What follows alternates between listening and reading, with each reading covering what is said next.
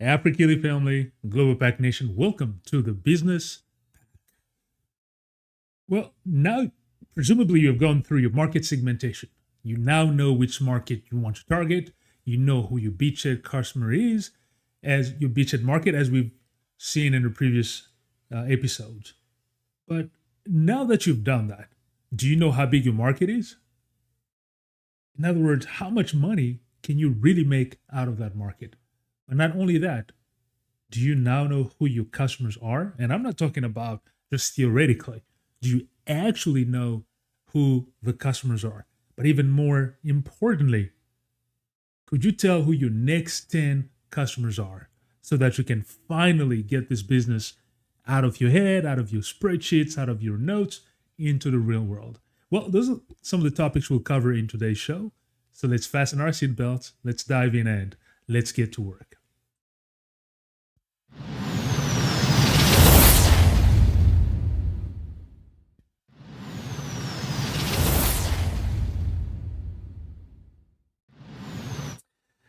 All right, family. Well, once again, welcome to the Business Pack Show. This is Tony Pumusimba Kwamba Mangumbu.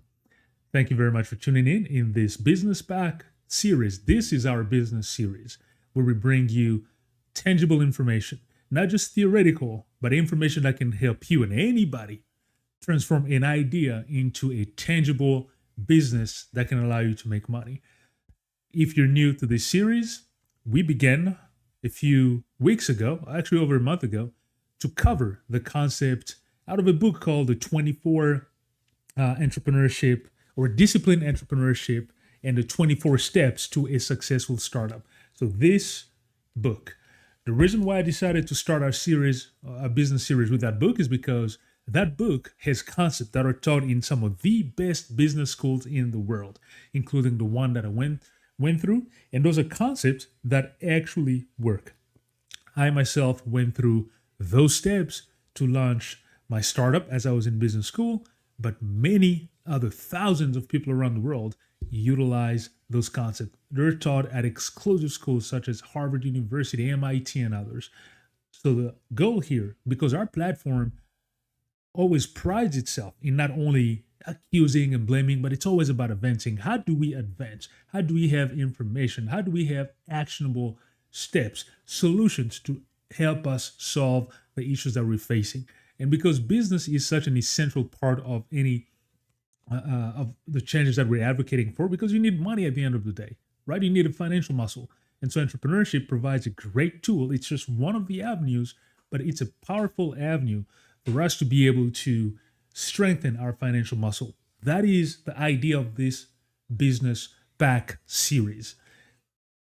As we go through these 24 steps, I will be combining steps every once in a while.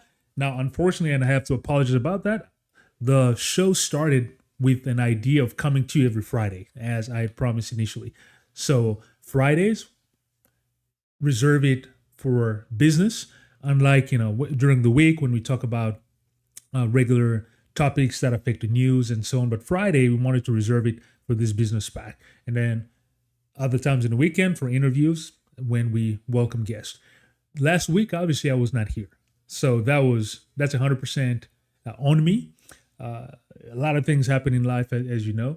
But then this weekend would have been tough as well. As you realize, today is Friday. Today is not Friday. Today is Sunday, right? Sunday, May 18th. Nevertheless, we might have to turn these concepts instead of just a Friday, but make it a weekend.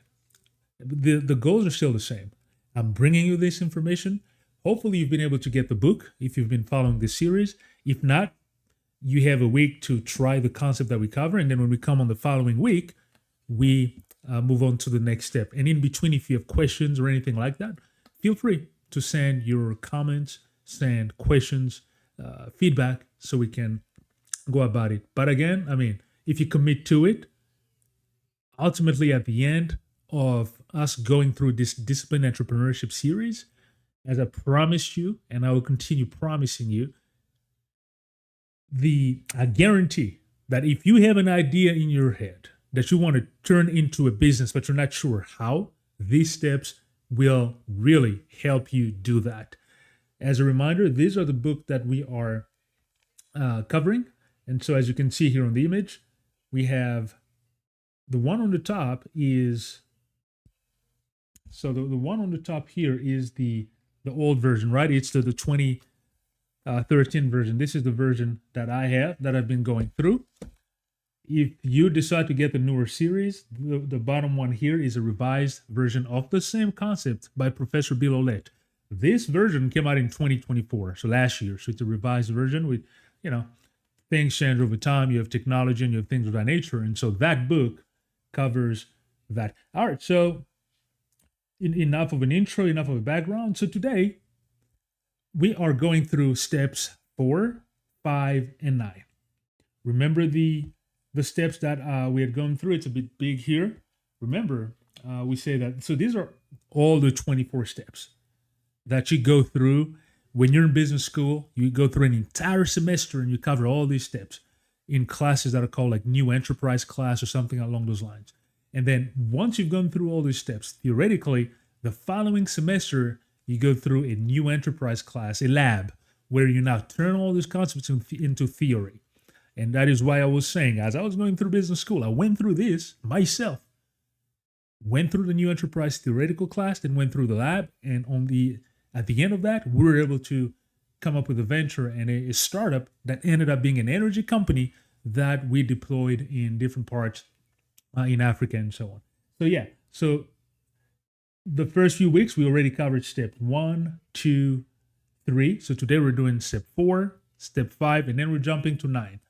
Because remember, as we had gone through the roadmap also last time, let me show you the roadmap once again. You will see, as you see on the roadmap here, the parts in blue here are step 1, 2, and 3, 4, 5, and then you jump to 9. Because all these steps, although we have a roadmap here, you don't necessarily have to go to follow them by order. And also, as I mentioned many times in previous episodes, this is an iterative process, and this is a living process. So don't get too bogged down on the theory. It's like, I have to do all this verbatim. No, that's not the point. The point is to get you going fast, right? There's no exact science in entrepreneurship, but you want to have a certain sense of a plan, because those who fail to plan to fail, as the saying goes. So this is the idea, right? Entrepreneurship is not an exact science. We understand that.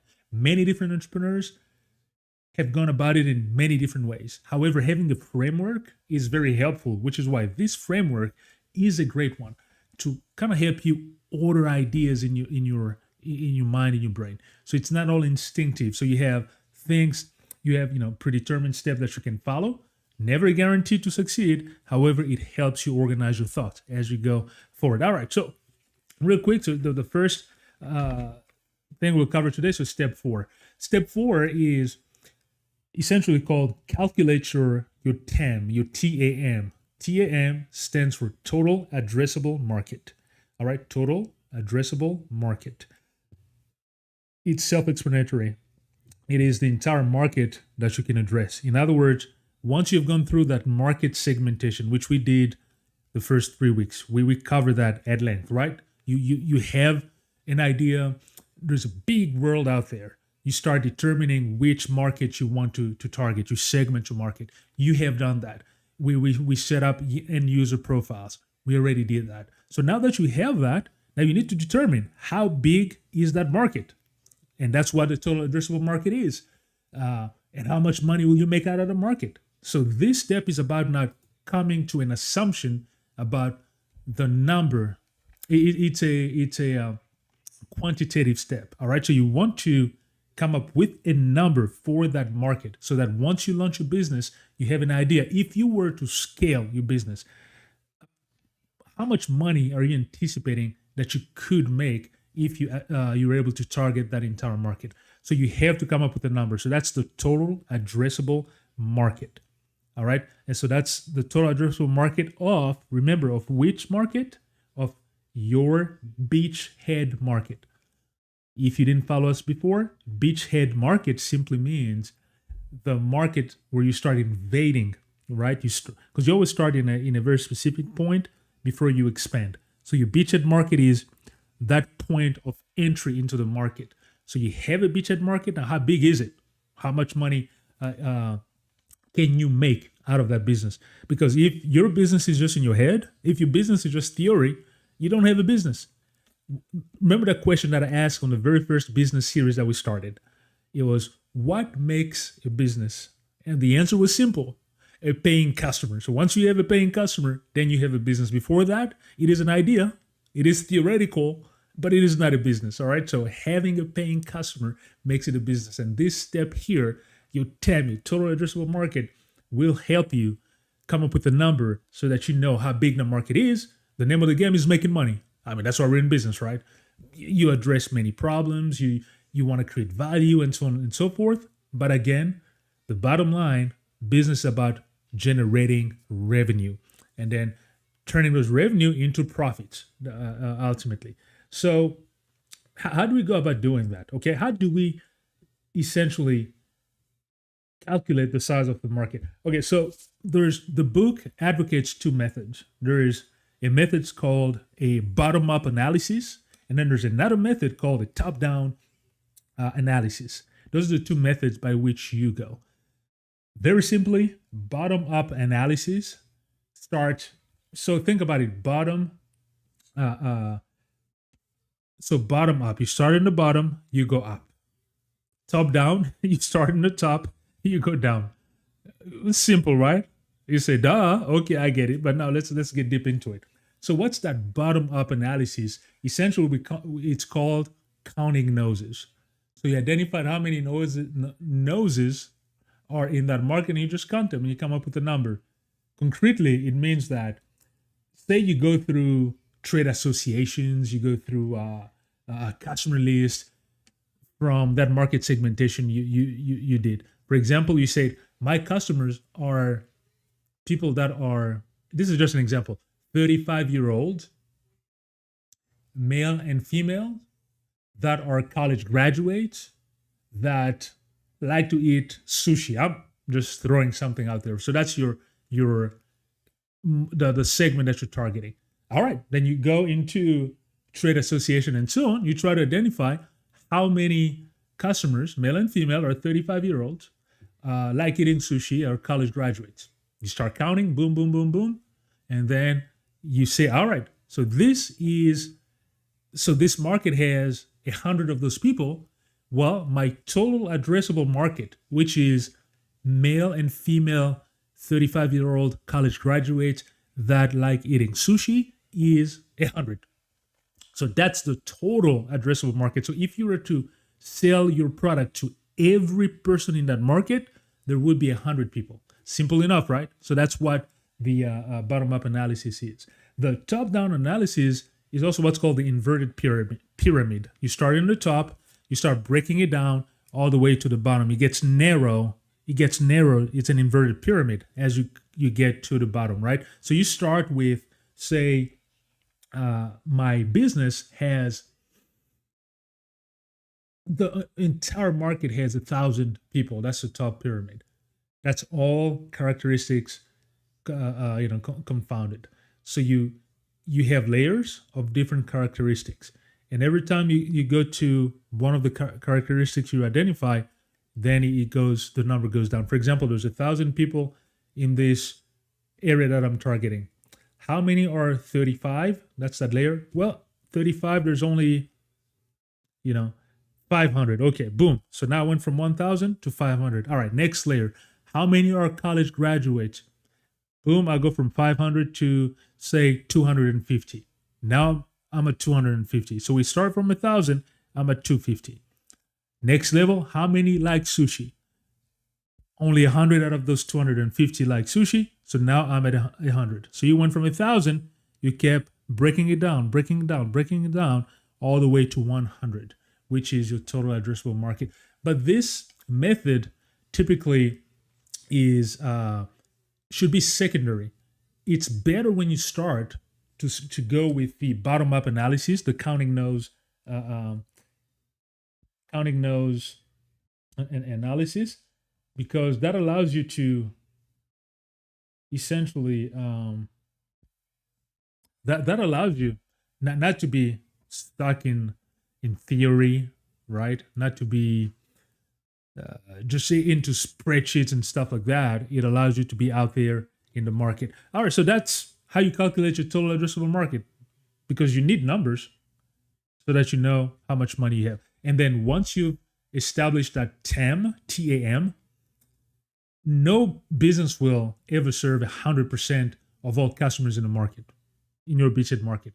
But now that you know the size of your market, you may now estimate, when I launch my startup, my business, I will be able to target maybe 10% of that market initially. So out of those 100, I'm going to start 10%. So it's 10 people, right? So that's what I'm going to start with initially with my business. Okay, fair enough. And lastly, because we're talking about innovation-driven entrepreneurship, remember the first show, we did a difference between IDE, innovation-driven entrepreneurship, versus ASME, small and medium entrepreneurship. This series is about IDE, right? Innovation-driven entrepreneurship. As such, you want your TAM, your total addressable market, to have a value of over $100 billion, at least $1 billion. So if you were to serve everybody in the market with your product at whatever price you're going to be selling your product with, so you do the price of that product times the quantity or the size of that market, it should exceed $1 billion. I'm not saying you will make $1 billion initially or necessarily, but you want a market that's big enough so that even though you're starting small, there's a potential to scaling much bigger. And then if your goal is to eventually fundraise, right? Go through some rounds of fundraising with investors, whether it's angel investors, and then down the line, maybe do a Series A, Series B of investment rounds. The market has to be big enough, right? And if your market is under $1 billion, typically investors will not even be interested to come and join you in that venture. All right. That being said, let's move on to the next step now. Step number 5, which is building the profile persona for your beachhead market. So remember those steps just as a refresher for you.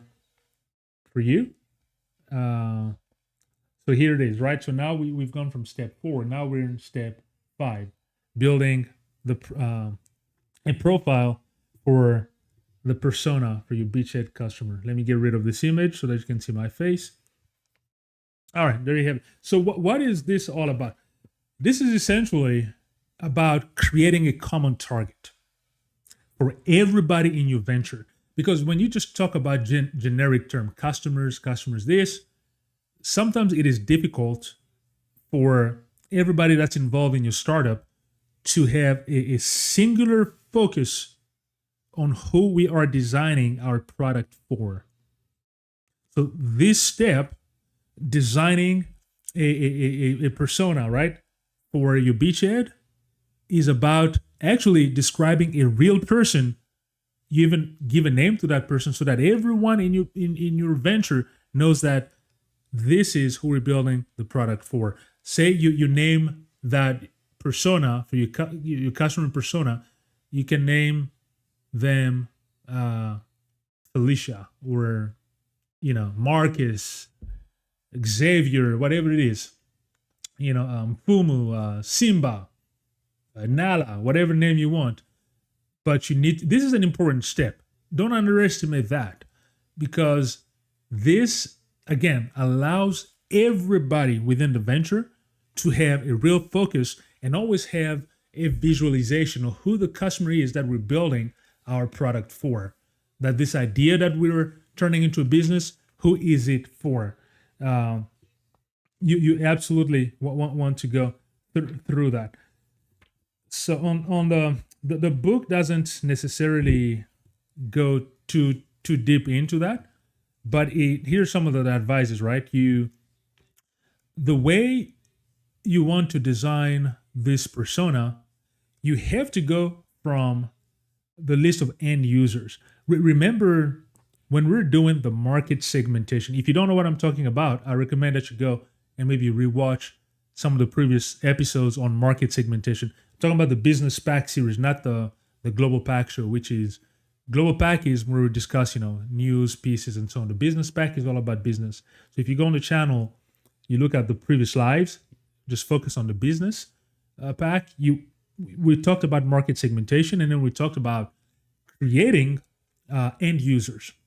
So once you have your end user, now out of that end user, you now start identifying who you can take out and create a potential customer, right? Who will become a persona. Persona is essentially the name you're giving to that real customer. So that creation, that customer that you created, that is your persona for your business. And then you really want to create a detailed description and turn that into a real person, as I say. All right. And then make it visible to everybody in your venture. Absolutely critical, absolutely important. So that when you start talking about this is the customer we're targeting in this beachhead market, so it allows you and your partners, co-founders, and everybody to take this customer out of an abstract, uncertain environment into something very real, somebody very real that your business is trying to target. And you could create multiple personas, right? You don't necessarily have to create one. It could be multiple. Like you have some businesses that are two-sided businesses, and e-commerce businesses are it's normal for an e-commerce business to be a two-sided business. Because think about it. If you are an e-commerce business, you're creating, say, an e-commerce marketplace. On one end, you have shoppers that are coming to buy into your e-commerce marketplace, right? Just people that are coming to shop, to browse and online buying. But on the other side, you have sellers that have to list their product in your e-commerce marketplace. So that's a perfect business, like an Amazon, a eBay, things of that nature.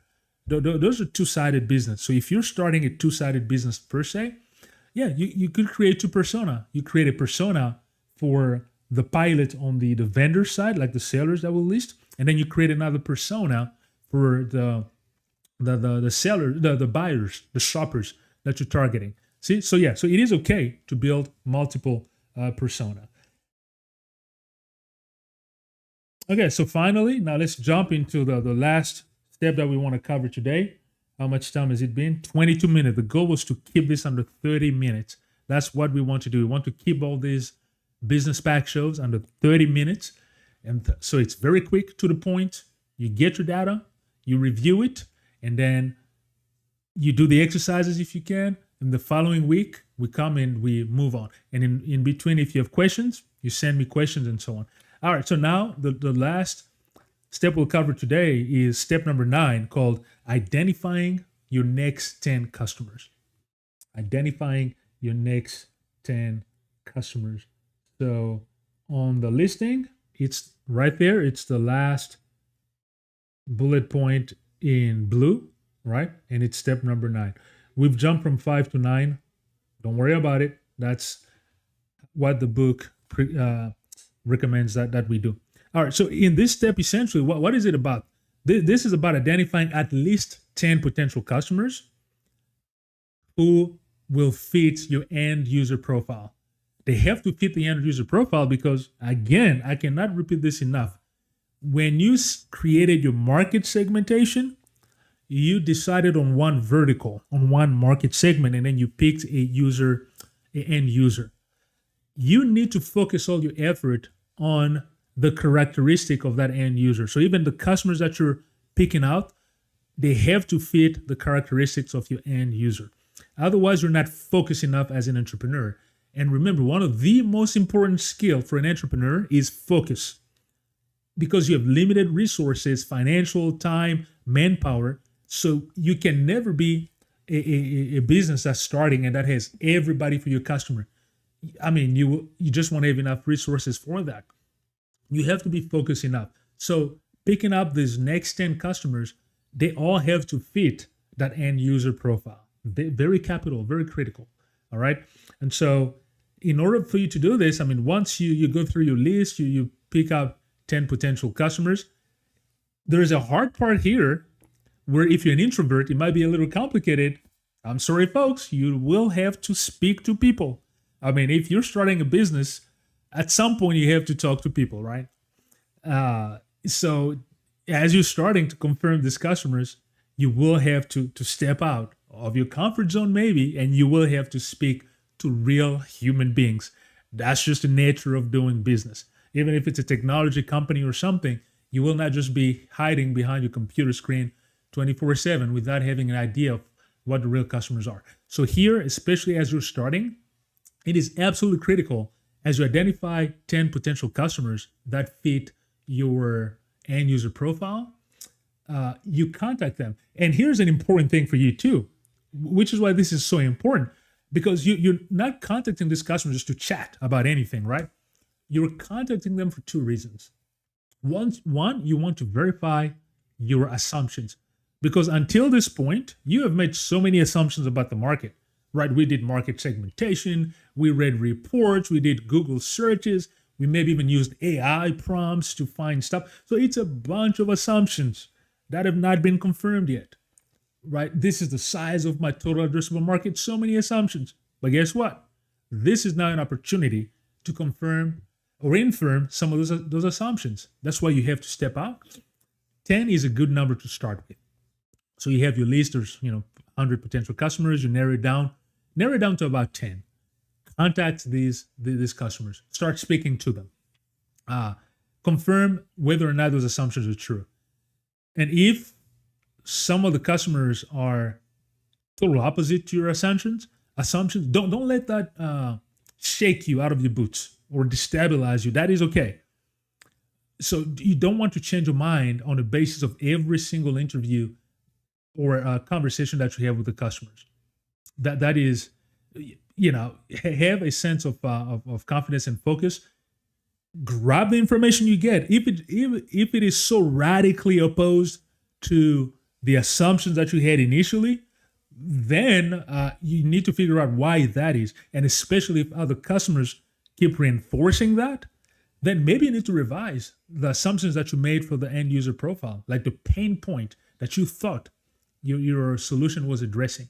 So you want to be cognizant of that. Okay, so I told you there's two reasons, right, why you contact customers. So one, again, is to confirm or infirm the assumptions. But the other reasons, you want to get a commitment of whether or not they will be willing to pay for your solution.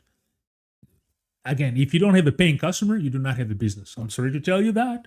You can have the best idea in the world. In your brain, it looks so fantastic. You have a beautiful spreadsheet, with all the colors and the drop down. And man, you look at it, it's like, this is just magnificent.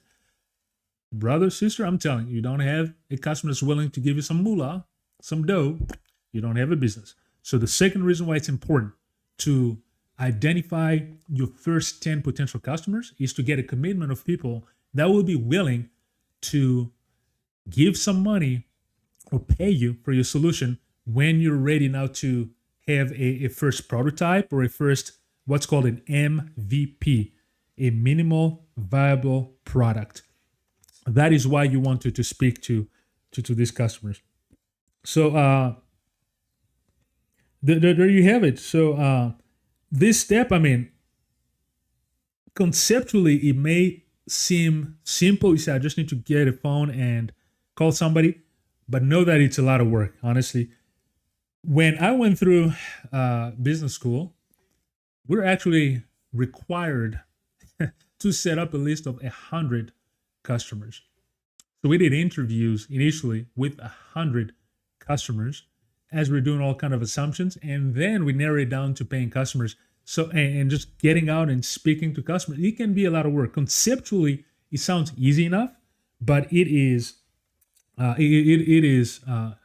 a lot of work. And when you call customers, you also have to, develop the skill of getting information from customers without necessarily making it sound like you're just, hammering people for, like, serving people over the phone, question after question. No, you're still conversational with folks, but you're still also presenting the idea of the concept and eventually getting to a commitment. So there's some art involved in it, but stay persistent, folks. And I'm going to end up here because we're getting close to 30 minutes. Oh, wow, it's already 29 minutes and 55 seconds. So we're going to exceed the 30 minutes by maybe 1 or 2 minutes. My advice for you as I'm concluding this, look, nothing good in life comes easy. But if you're persistent, you get to a point where the universe says, you know what, this person is so persistent. Let me just open it up and give this person a break. And especially if you just commit to this step, I understand you're saying, I'm tired of going to school, or I've gone to school enough or something. And you say, business is never really supposed to be an exact science. I understand all that, but give it a shot. Having frameworks helps you focus your effort and resources so that you minimize waste, you increase your productivity and efficiency, and then stay persistent. Ultimately, you will get to it. You will see light at the end of the tunnel. I was like many of you initially. I'm a many times entrepreneur. I've tried many concepts over the years. I've been in corporate. I've been a senior executive. It's persistent pays. And when you organize your brain to it, it will come to pay. Our brothers and sisters, thank you very much for your support. Highly appreciate it. If you have not subscribed to the channel, let me ask you to just take a moment, consider subscribing. Only takes a second. You click on subscribe, you become part of this growing platform as we go forward, and especially this business series that comes to you once a week. Stick with it. Stick with it, and you'll get to the bottom of it. Get the book if you want. If you don't, at least try. And then once you've gone through the 24 steps, whatever idea you have, I guarantee you will know exactly how to turn it into a real business and turn it into something that will generate revenue. Until next time, remember, we are beautiful people, we're strong people, and we are a capable people, special people. Don't let anybody convince you otherwise. This was Tony Mfumu Simba Kwambamba Ngumbu. Thank you very much for your support. And until next time, keep going, stay perseverant. And this is the Business PAC. Thank you very much.